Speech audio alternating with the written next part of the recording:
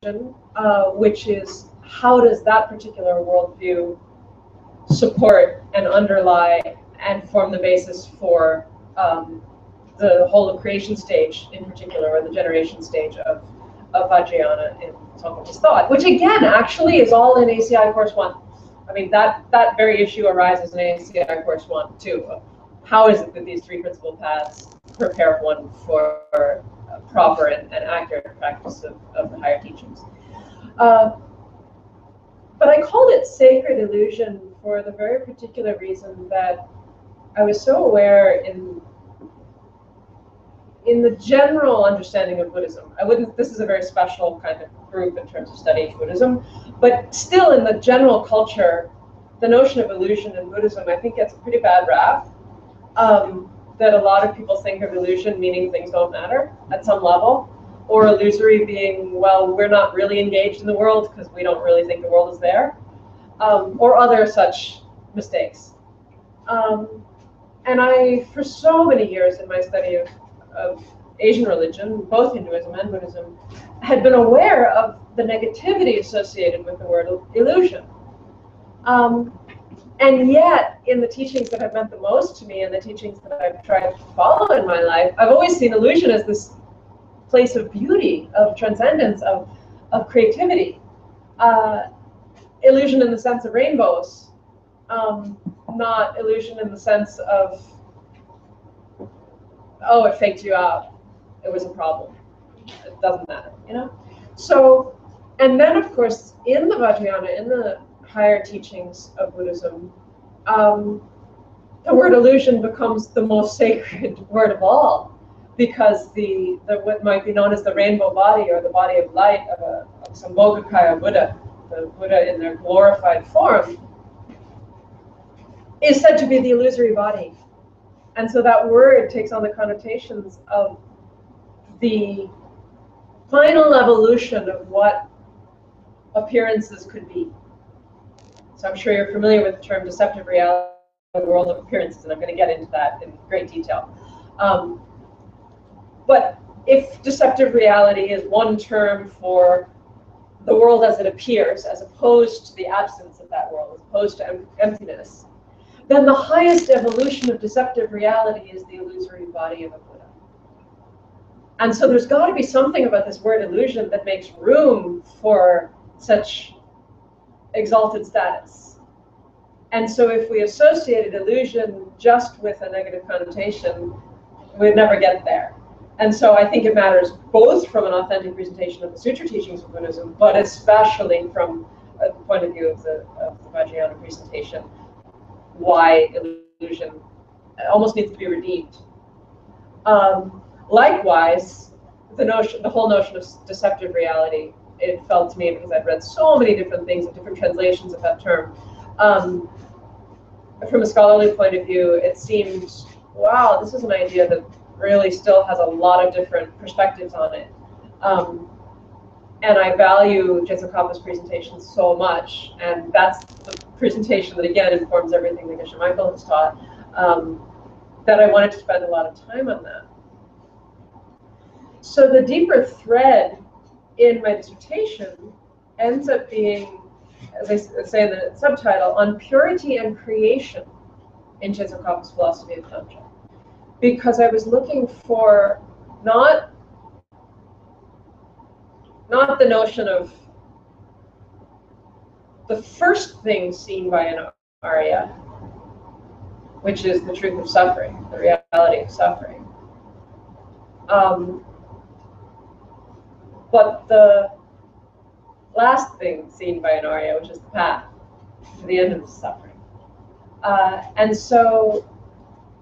And really the purity would correspond to the third Arya truth, the reality of cessation, the reality of absence of affliction, absence of obscuration. And in the sutra teachings, that's the end. You get to cessation in nirvana once you've cut off all the mental afflictions. But the world as we start out with it is the world we see, the world of suffering. But I was coming from deeply Christian background as I do, everything I learned about Buddhism was held in tension, in tension with the notion and the notion of and the faith in a world that is fundamentally created good. And I never let go of that because I'd had enough intimations of Vajrayana even years before I was directly studying it to believe there's something in Buddhism that can support this view, this pure view, this view of a world that has a divine source. And I came to understand well why you can't say that the divine source is the source of the suffering, and that's a big problem in Christian theology as well, and no one ever wants to say that God created death. I mean, that's in the scriptures also. God did not create death. It's in the Book of Wisdom. But it's bridging that divide almost between a world that the first thing you know about it is that it is suffering. And you have to almost traverse the entire path of Buddhism to the end of Bodhisattva levels to see a world that is pure, to enter a paradise. And this other view, as I say, which is the first view in many theological religions, Christianity, Judaism as well, the notion that the world is created good.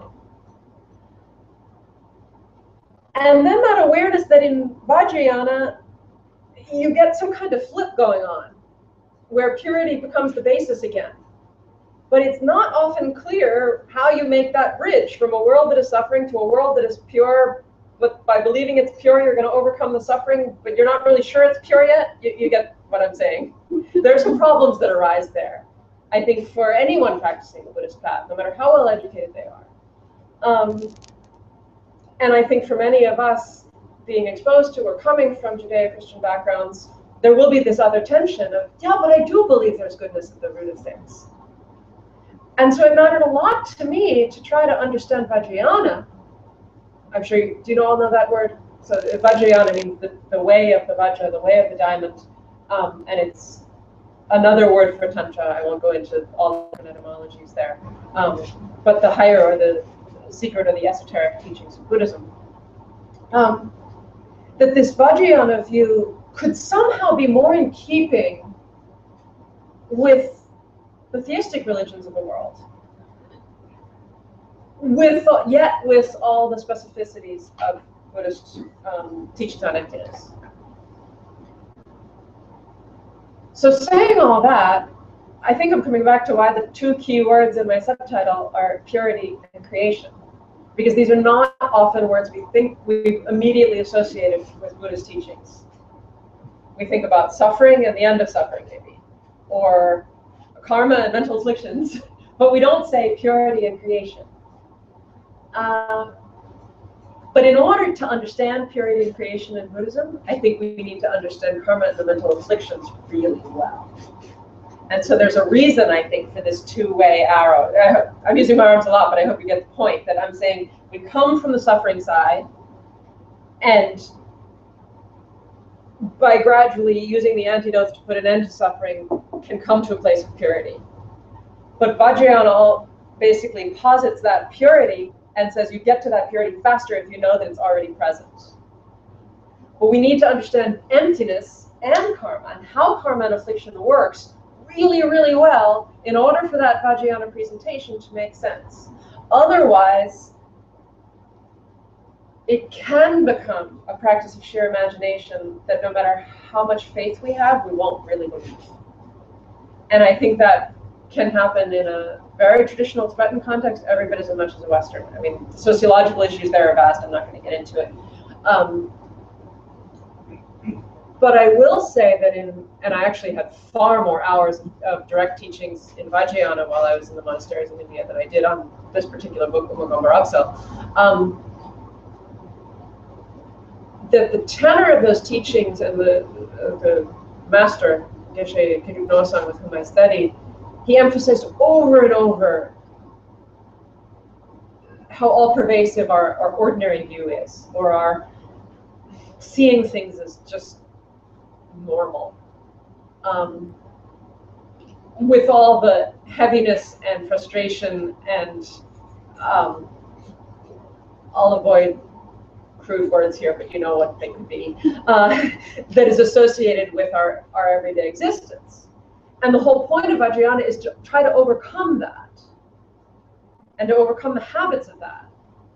But I was aware, and the point that I'm making is, even in the monastery, where sometimes they're spending 8 hours a day chanting tantric rituals in the temple, they have nothing else in their lives but studying tantric scriptures, memorizing recitations, actually performing those recitations, making ritual offerings for vast altars, going to classes, and debating the very subject that they spend it. So, like, their lives are as saturated with a quote, a tantric special ritual world as you could imagine. And yet in interacting with these beings, I mean, I saw the holiness and the purity and all these virtuous qualities. But there was that sense of, they have to overcome ordinary view just as much as if you're in a New York City subway. It's like anything you do every day will become ordinary. So I could sometimes see sort of what struck me, at least, I can't say it's what they were feeling, but the everydayness of going into the temple to chant ritual. And it really made me think how profound it was that the rituals themselves can't overcome ordinary view if one has not severed the root. And so that's why even the teachings say you can't sever the root of ordinary view or of ignorance. I mean, they're tightly connected, and I'll get into that eventually. Whether of ordinary view or thinking things are real, you can't overcome that until you have the meditative realizations. And so even all the ritual in the world won't necessarily be able to break through these deeply ingrained tendencies to see things as normal. So what does that have to do with what I was just doing of we'll say the 2 ways to purity? If we don't understand the root of suffering very, very well and how it arises both at the microcosmic level, minute by minute by minute, which we can observe in meditation, how does a suffering state of mind arise? And then at the macrocosmic level of our very bodies, lives, planet, and world system. We won't understand what it is that we're removing in a meditation on emptiness in order to get to fundamental purity. Because we're not removing the world that's there. We're not removing the functional world that has been created by causes and conditions. We're removing the world we think is there, which is the one that has inherent properties of appearing the way it appears to appear. And yet, in a proper meditation on emptiness at the start of a Vajrayana practice, where you have to clean the slate, literally, of the world you think is there, still, as Tsongkhapa says many times, everything has to disappear. So one of the biggest questions I've carried with me is, why, if you're not destroying reality, and conventional reality is still just going along fine out there, why is it that to the perceptions of the yogi, that world has to disappear? In fact, why would a meditation on emptiness make things disappear? Can you understand that the beauty of the flower is a result of kindness and sweet, gentle speech, perhaps, or practicing patience, or giving something of beauty to someone else? If you understand that that's a perception forced on you by past actions, why would understanding that make the flower disappear? So we almost, when we hear about ultimate reality and emptiness, we think absence, lack, void, some meditative experience where you're not perceiving anything. You know, we've received a lot of teachings about that, but it's important to actually consider if emptiness is not separate from conventional reality. If the 2 realities are inseparable, as the whole lineage of Nagarjuna, Chandrakirti, Tsongkhapa, and so on say, why is it that the perception of ultimate reality seems to eradicate appearances? So that's one question. We're going to have to sort of keep a lot of things in our back burners, and that's why I do encourage you to take notes as much as you can. Because I have not yet been able to formulate all this into a course of homework questions and quizzes and stuff like that. So, like, I have the structure in mind, but it's going to be a challenge for you, I think, to keep that structure in mind. And so I ask you to keep taking notes, and also stretching your meditative capacity to hold number of ideas. So I'll just review. My question is, we have the presentation of Buddhism that is a path from suffering to end of suffering. We have a presentation in the theistic religions of a world that is created good but somehow is fallen and has to be redeemed. And we have a Vajrayana view where things are said to be fundamentally pure, but we can't see it. And somehow the fact that we're experiencing that world of suffering is due to ignorance. But in order to understand Vajrayana practices, we have to understand very well what that relationship between the world of karma and mental afflictions is and the world of potential purity. And so then I went to the next level, which is, what is it that has to disappear in order for us, A, to see a world of purity, or B, to create a world of purity, which is exactly the kind of language that's used in Vajrayana practice. And even for those of you who have no familiarity with Vajrayana, as soon as you visualize something in meditation, you are using the creative aspect of consciousness that, I want to say, Buddhist theory as a whole, and especially the Tibetan lineages, the only reason they emphasize visualization is for the very logic that tantric practice uses visualization, which is you can create a reality by working on it in meditation. So as soon as you do the 1,000 Angels of Heaven of Bliss, which basically we were doing a form of at the beginning today, you're calling upon a holy being and you're using your imagination. If things were really the way they appear, then there would be no point in just imagining something. But if the creative capacity of consciousness is intimately related to changing our world, then there's value to those meditations, whether sutra or tantra. So then the other big question that I'm sort of carrying with me, we've got the emptiness, well, I guess the emptiness question should be on my left shoulder, and I'll have the karma question on my right shoulder. So we've got the, why do things disappear? If there is a conventional reality that works, and that is not false. And on the other side is, think for a second to formulate this.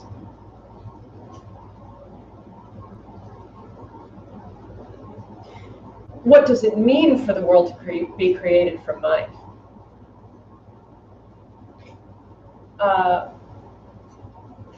And in a way, I would like to make this the central theme of this course. What do we mean when we say it's coming from me? Or it's coming from you?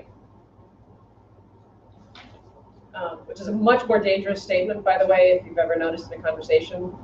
It's just fine to recognize, oh, wow, well, I am seeing it this way, according to my perspective.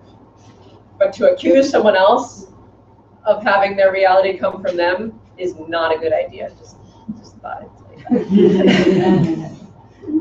In case you hadn't figured it out yet. But it is that very practical situation which we've all been tempted to. You get this realization, wow, things are coming from me. That must mean everybody else's reality is coming from them. That means if I see somebody else having a problem that I don't have, then I can say that it's coming from them. And we've been tempted to it. I mean, we laugh because we've all experienced it. And that is the question that I am placing in the middle of our room. How can we have a view of emptiness that won't lead to that conundrum?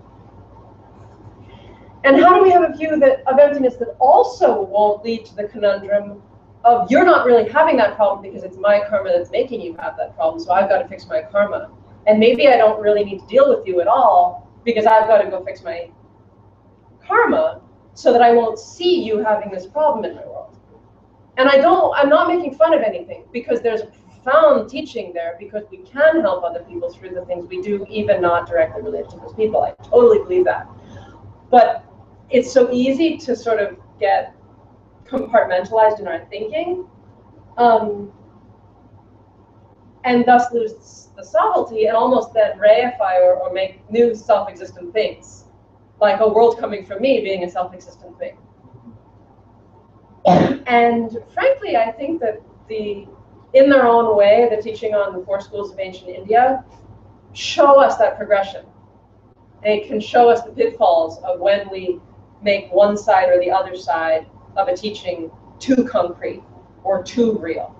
Now, I wouldn't for a moment try to judge any of the great masters of the past who've been associated with different schools. Once you start to study Indian texts, even especially from a scholarly point of view, where it's not organized in the same way as the Tibetan presentation, I'm saying a Western scholarly point of view, you start to realize how fluid the boundaries of these textual traditions are, and how you have one figure like Vasubandhu associated with mind-only school and reporting Abhidharma teachings, which maybe hadn't even been extant for a couple hundred years by the time he was writing, and well, maybe he was really a Madhyamaka anyway. And so the confusion around these schools, they're not sort of pat, clear-cut, 1, 2, 3, 4 with 2 parts.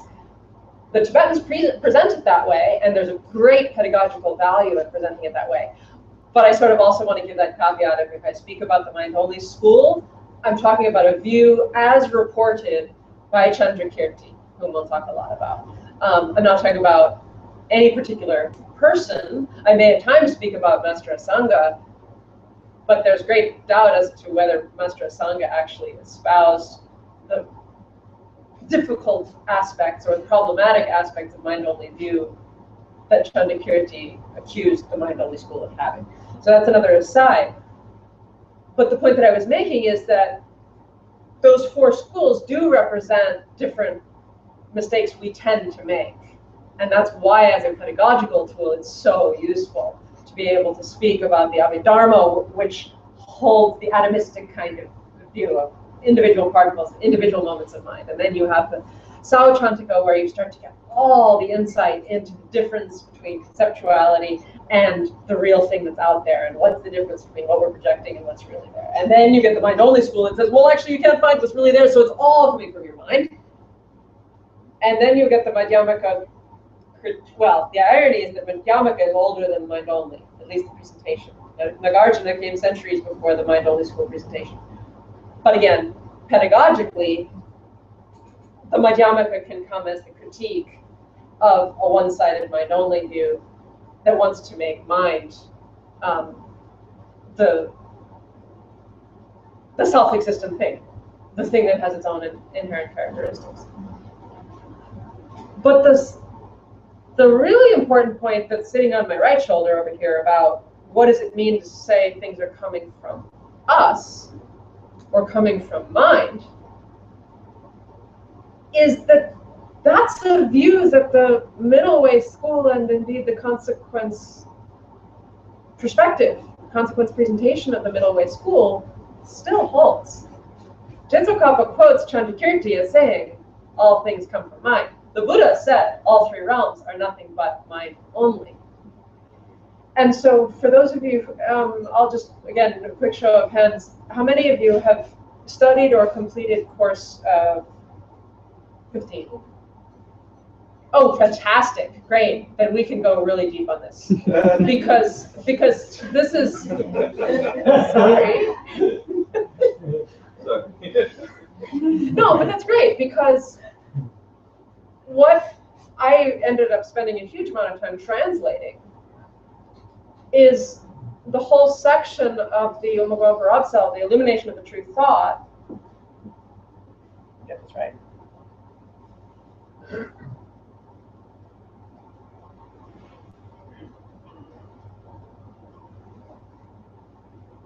That Geshe Michael was referring to in the answer he gave about the 3 ways that things are mind-only without being mind-only in the way that the mind-only school needs it. If you remember that question, I mean, this whole course could be a spin-off from that one question. I know we did that together. The one question about, and I'm not going to rush because I want to spend time on it, but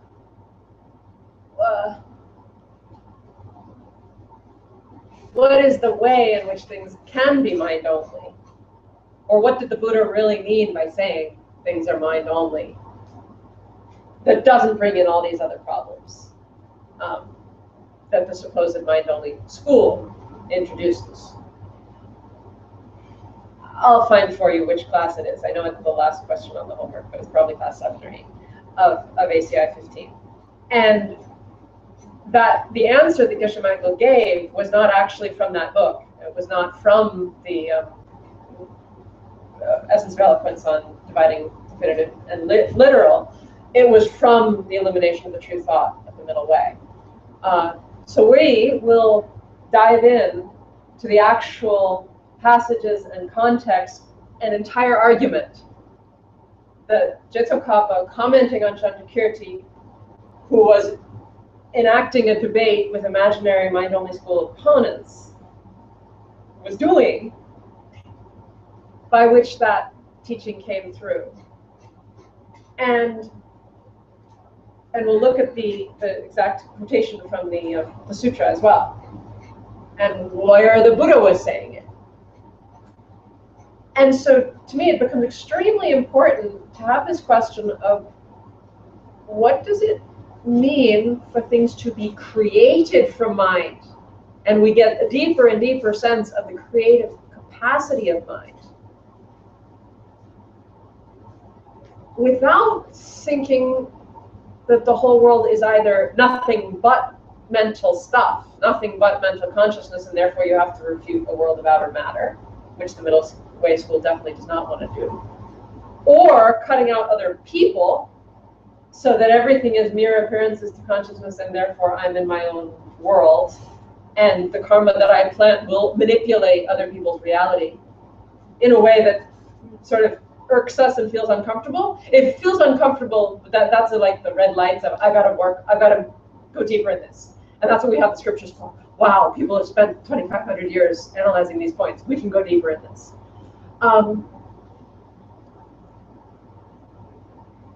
And also not reifying mind into something that somehow has its own characteristics of its own, so that everything is created by mind, but mind really exists. And so I want to plant the seed of these questions in all of your hearts, so that whether you're able to come back on Thursday and then Friday and the whole weekend or not, you can start seeing why these questions matter. And then come with the motivation, if you can come with the motivation of bearing with the specificity of these texts, because they're not easy. So just in these last 5 minutes, I want to give you a preview, which comes from a passage, ironically, in Jetsokapa's, one of his commentaries on the Guisamaja sadhana. The Guisamaja is, there won't be any images of it here, but it's one of the major Vajrayana practices in the Gelug tradition. It goes back to India, but it's considered one of the most elaborate and most profound Vajrayana practices, and it's the one from which really all of our teachings on the 5 Buddha families at their most advanced level come from Guisamaja. There were teachings on the 5 Buddha families from earlier in India than that, but at the highest Yoga Tantra level, everything about the 5 Buddha families comes from Guisamaja. So it becomes like the template or the rubric for understanding Vajrayana. But I was shocked and marveled one evening. I was in India, Domaling Nunnery at the time, when I'm reading this commentary, in Tibetan of course, And I see the most direct answer I think I will ever see Jetsun Kappa give to the question of where things come from. Because you see so many presentations on dependent origination, you see so many presentations on causation, but you rarely see the word Jipapo, as in the maker, the creator. And he's even distinguishing it from Zipapo, which is the honorific maker or creator. And so I'll just read this to you in English. It's very hard to make that differentiation between the honorific and non-honorific. I forget exactly how I did it, but you'll see. So keep in mind that this is related to a Vajrayana practice. It's talking about a very particular point in a sadhana or I want to say a sacred world creating practice where you're watching a world appear out of emptiness. And so it comes to the crux of the question, who's creating that world? If there's a perfect world, if there's a possibility for a perfect world, who's creating it? Especially if you're the meditator who sat down and took refuge and expressed your renunciation because you're sick of suffering. And so if the world's created by a suffering mind, where can this pure world come from? I mean, these are the kind of questions that are at play in one passage like this. So I'll try to go slowly, and we'll talk about it lots more on Thursday and continue.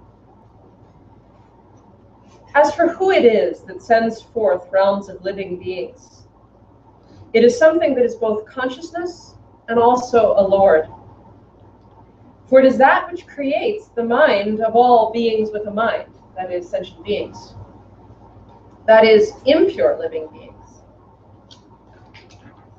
It wields dominion over the creation of worlds, the vessels that come from the accumulation of actions shared by these living beings, and the inhabitants that come from the accumulation of actions unique to each one. Therefore, it is a lord, or creator. Similarly, entering the middle way states, and entering the middle way is Chandakirti's Majjhimaka avatar.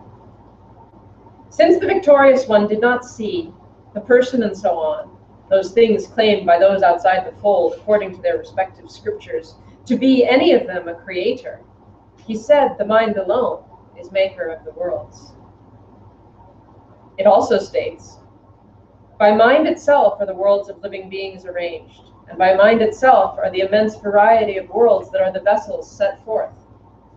It is stated that every wanderer, without exception, was born from karma. If you abandon the mind, then even karma would not exist. And now we return to Jetsun Kappa's commentary. The great Vajradhara, or holder of the diamond, is the creator of pure living beings, that circle of divine beings. This is true because it is said that all the sacred circles, consisting of foundations and those who rest upon such foundations, are the parts of his own holy body, sent forth as these pure worlds. Later on, in the Guru's Majja text he's commenting on, the mind of the intermediate state, the Bardo, will also be called the Lord of Consciousness, the Vajra of holy mind. Yet it would not make sense to explain these two, the Lord of Consciousness, whom we talked about before as being the creator of living beings, and Vajradhara, as though they were one and the same. Furthermore, to explain that the living beings of the suffering cycle were created by Vajradhara is not the meaning. Here, Vajradhara is being held as the principal figure of the mandala of sheer conviction. Don't worry about that term. The time to send forth the two realms of living beings, i.e. the pure and the impure, is after creating the two worlds, which are pure and impure vessels. So I'll give a tiny bit of commentary for now, and then we'll return to it. So this entire passage is commentary on a phrase from Nagabuddhi's text. Nagabuddhi is the Indian author of this great Samaja commentary. In his text, he's used this phrase,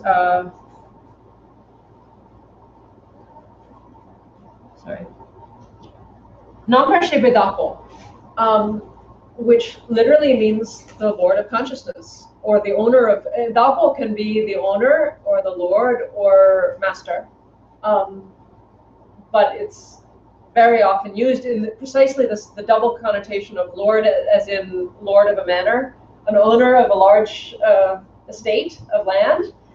That, correct me if I'm wrong, that word dabo is used that way in Tibetan. And so when it shows up in something like this philosophically, it implies the owner, the lord of consciousness.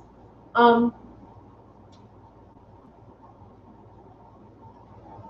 Nompa is the word for consciousness, not necessarily mental consciousness. You can also have the Nompa of touch, so consciousness of touch.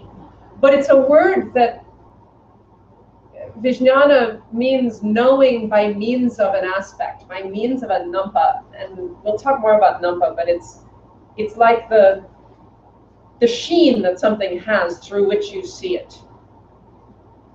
The aspect which it presents itself to have. I mean, this word Nampa has so many meanings in Tibetan. Akara, for those of you who know Sanskrit. So Nampa Shepa means consciousness that works by means of an intermediary. Not always conceptuality, but in some sense, it's not utterly pure direct awareness. And that word becomes important in the sense in teachings on the mind of clear light or pristine awareness that does not see by means of a Nampa. So the fact he's using Nampa Shepa Dako implies the mind of a sentient being. That's the point I'm trying to get at. And yet in Nagabuddhi's text, it's a little hard to tell whether he's talking about a sentient being or Vajradhara, because he's modifying the word Dorje-chang, or the holder of the diamond, Vajradhara, with this term, the Lord of Consciousness. And I actually feel Jetsokapa get a little uncomfortable here. He's commenting on an Indian master, and he's a little uncomfortable with the language. I'm projecting now, but it's just what I get from the fact he makes that distinction of it can't mean that Vajradhara created samsara. Jetsokapa does not want to say that.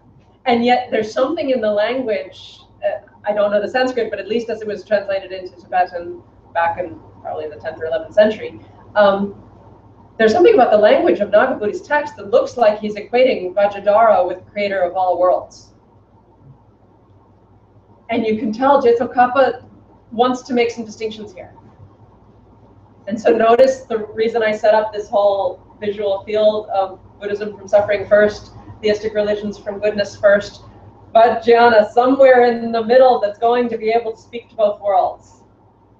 And to me, this text actually is a pivotal proof text or basis for that. So can everybody stay another 5 minutes or so? I should read to you, it's a very short passage on which he's commenting. So this is Nagabuddhi's text. Then that Lord of Consciousness, the great Vajradhara, the creator of beings with a mind, i.e. sentient beings, after creating the vessel of a world, must certainly send forth realms of beings. So after creating the vessel, the environment, must certainly send forth living beings. And then he quotes what I believe is the Gaudiya Samaja's root tantra, even though this particular version of the verse is not findable. When you have meditated first upon the place, then create the 3 vajas and meditate. So it seems to be a corruption or a different version of a verse from the Gaudiya Samaja Tantra where you say, when you first meditated first upon the place, then create the 3 vajas and meditate. And in that case, the 3 vajas would be the body, speech, and mind of Buddha.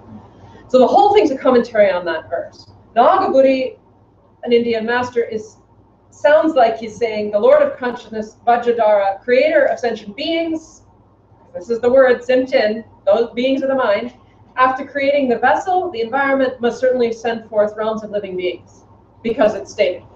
So you see what it sounds almost theistic, right? And so Jetsokapa is very carefully going to tell us what the difference is. As for who it is that sends forth realms of living beings, it is something that is both consciousness and also a lord, Nampa Shepa and also Dako. For it is that which creates, and as I recall, his word there is Jepapo, or Jepa, it makes the mind of all sentient beings, that is the impure living beings. Madakwe sentient. And it wields dominion over, that's the Dakpo part. So it's in control over the creation of worlds. But notice that we're talking about consciousness here. We're just saying consciousness creates minds which create worlds. The vessels that come from the accumulation of actions, karma, shared by all these living beings, and the inhabitants that come from the accumulation of actions unique to each one. So in that sentence, he gives us the entire theory of karma. That the vessels come from shared karma and the individuals come from unique karma. Again, we'll talk about it more. Therefore, so he's glossing it. He's saying, okay, we can call it a lord because it wields dominion, and the creator, Jepoko. And then Jetsokaba says, I've got to get a sutra source here. So he quotes Chandakirti. He's not commenting on Chandakirti here. This is, I just love this, you taste Jetsokaba's mind. And he's saying, okay, I'm commenting on Grace Maja, I'm commenting on Nagabudi, but he's just given me a definition of samsara. So I better show how Chandakirti in the sutra text, an open teaching text on the middle way, actually said the same thing. So he pulls out two verses. They're verses 86 and 89, as I recall. 86 and 89 from Majjhimaka Avatara, entering the middle way. And I'll say these again. Since the victorious one, that is the Buddha, the victor, did not see the person, so on, those things claimed by those outside the fold, namely non-Buddhists, according to any of their respective scriptures, to be any of them a creator, he said the mind alone is maker of the worlds. So I tried to follow the poetry a little bit in translating that, but it's that since the Buddha looked at all the things that other people said had created the world, and he didn't see any of those, such as a self-existent person, to be creator, he said the mind alone is maker of the worlds.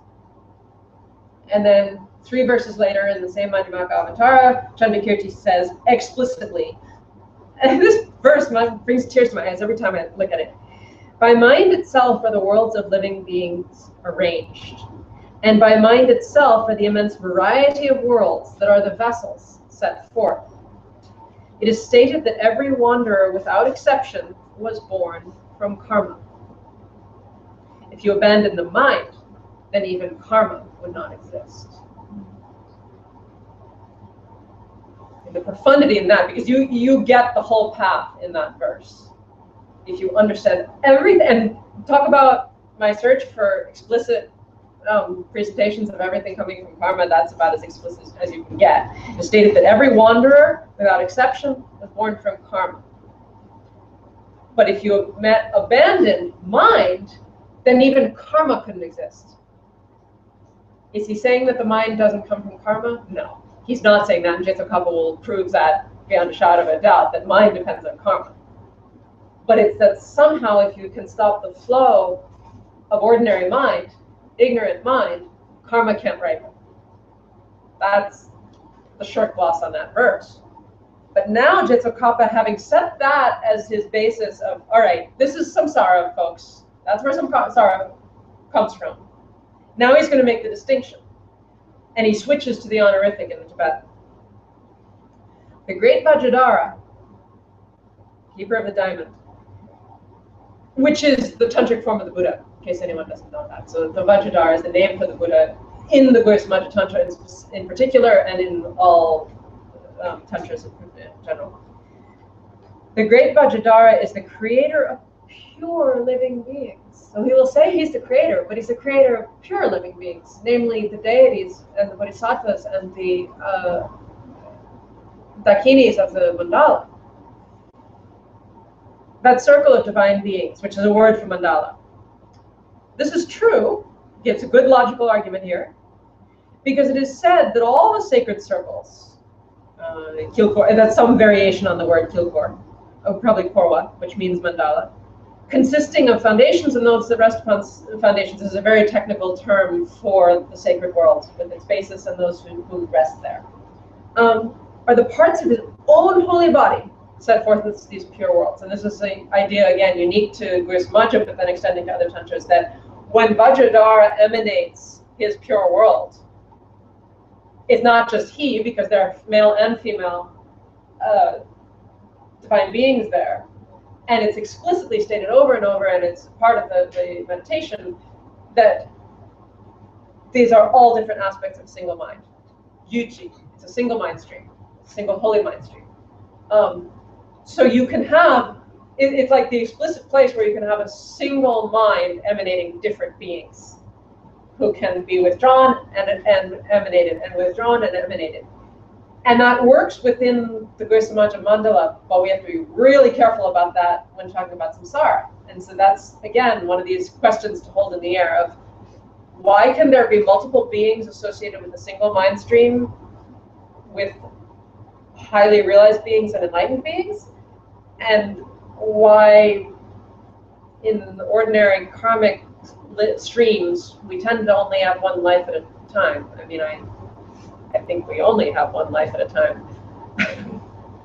Please debate me on that if you want. And I think there actually are people who would debate that, but I don't think it can be a Buddhist view that you could have multiple lifetimes simultaneously while in samsara. They're linear.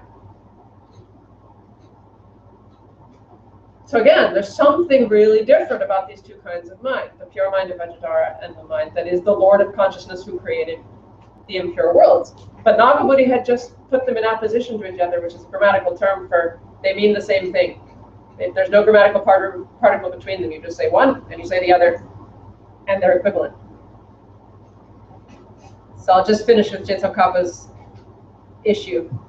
He says later on in Nagabuddhi's I interpolate Nagabuddhi's text, the mind of the bardo, the intermediate state, will also be called the Lord of consciousness. And then Nagabuddhi adds this phrase, the Vajra of holy mind, very explicitly saying that the bardo is this Vajra of holy mind. And Jetsongkhapa says, yet it would not make sense to explain these two, the Lord of consciousness and Vajradhara, as though they were one and the same. Furthermore, to explain that the living beings of the suffering cycle were created by Vajradhara is not the meaning. Here, Vajradhara is a being held as the principal figure of this mandala of sure conviction, which refers to a moment when the entire mandala appears spontaneously and in a single instant. Then Jetsongkhapa has a line that I still don't understand. The time to send forth, and he's glossing the word send forth, the two realms of living beings, and I'm pretty sure by the two he means pure and impure, is after creating the two worlds, and here he explicitly says, which are pure and impure vessels. That's why I interpolate it, because he's saying, you've created the two worlds, pure and impure vessels, and then you send forth the two realms of living beings, which must be pure and impure. But that leaves the question, in the sadhana, do you create the suffering beings who you're going to save? Because he seems to be suggesting it here. But I don't think that's what he means. And stay tuned for more. Because I think he's just thrown at us so many questions in that one little paragraph that we'll dig into the Chandakirti source that he took those two verses from, see the entire context, how it relates to ACI Course 15, then come back and look at the emptiness meditation and what is it that disappears. And I can't guarantee how much will happen in each class because we just have to go organically and let it happen. So, yeah, could you lead us, please? Sashim Sushim Metotra Viramishim Devyampari Sangye Shindum Niteluabi Yokunam Lakshingvachuparsho Idam Guru Ratna Mandalakam Niryataya Ewa di eoku Sunan yeshe sotsoshin Sunan yeshe nejumwe Hamba kunito varsho. So try to return your mind to your heart and the aspirations, intentions you brought with you today.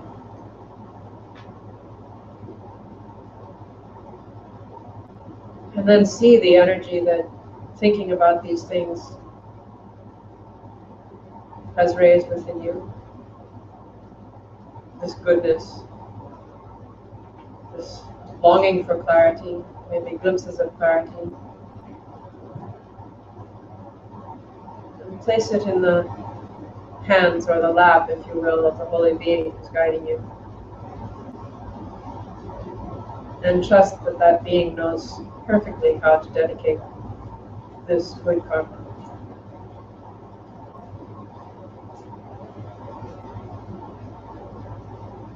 Going forth in an unbroken stream towards your own highest goals.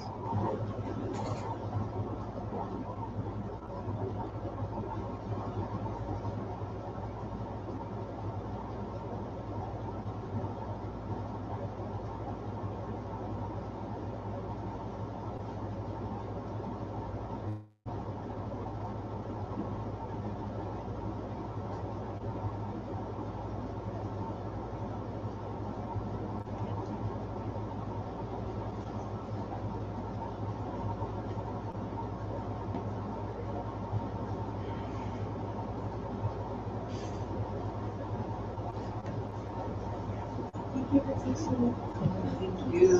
Thank you. I hope you can all continue to follow most of the rest of the course. Again, reminder, Thursday.